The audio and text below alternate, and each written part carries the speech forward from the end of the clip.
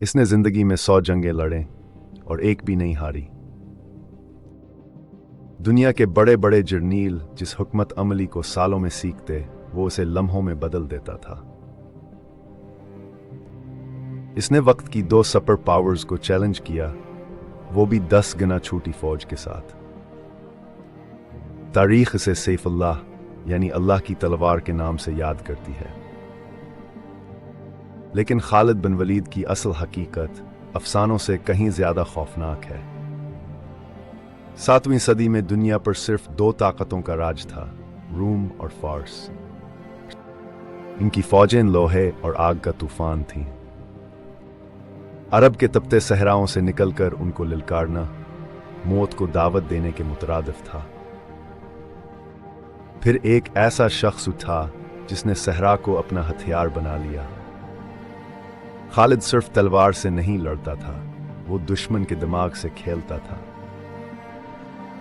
रफ्तार इसकी ढाल थी और अचानक हमला इसका खंजर। वो वहां से नमूदार होता जहां से लश्कर का गुजरना नामुमकिन समझा जाता। इसने अपने सिपाहियों को ऐसे बेआब व ग्याह रास्तों से गुजारा जो खुदकशी समझे जाते थे, जो कले 1000 साल से फतह नहीं हुए थे, उसके कदमों में गिर गए। जंग मौता में इस अकेले शख्स के हाथ में 9 तलवारें टूटी थीं, मगर इसका शाहकार जंग यरमुक थी। सिर्फ 40,000 मुसलमान और सामने 2 लाख रोमियों का समंदर। रोमी जनरल समझ रहे थे कि ये जंग नहीं, कत्ल आम होगा। वो सही सोच रहे थे, मगर कत्ल आम उनका अपना होने वाला था। खालिद ने रात की आंधी को भी अपनी सफों में शामिल कर लिया। इसने अकाब की तरह इंतजार किया और फिर दुश्मन की आंखों पर झपटा। इसकी घड़सवार दस्तों की यलगार ने जमीन हिला दी थी। इसने रोमियों को खाई के किनारे घेर लिया। अब भागने का कोई रास्ता नहीं था। तारीखदान लिखते हैं कि दरिया का पानी 3 दिन तक सर्ख रहा। रूम का तकब्बर सिर्फ 6 दिन में खाक में मिल चुका था।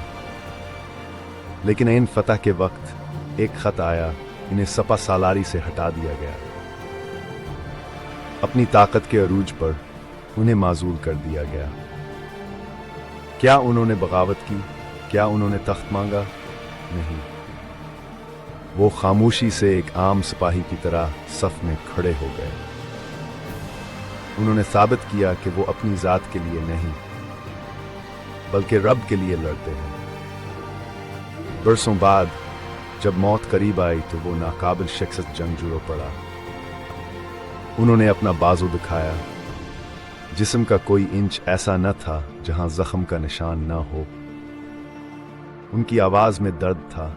मैंने 100 जंगों में शहादत ढूंढी, मगर अफसोस आज मैं बस्तर पर ऐसे मर रहा हूं जैसे कोई बूढ़ा ऊंट।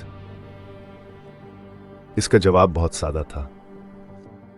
वो अल्लाह की तलवार थे, और खुदा की तलवार को कोई इंसान तोड़ नहीं सकता।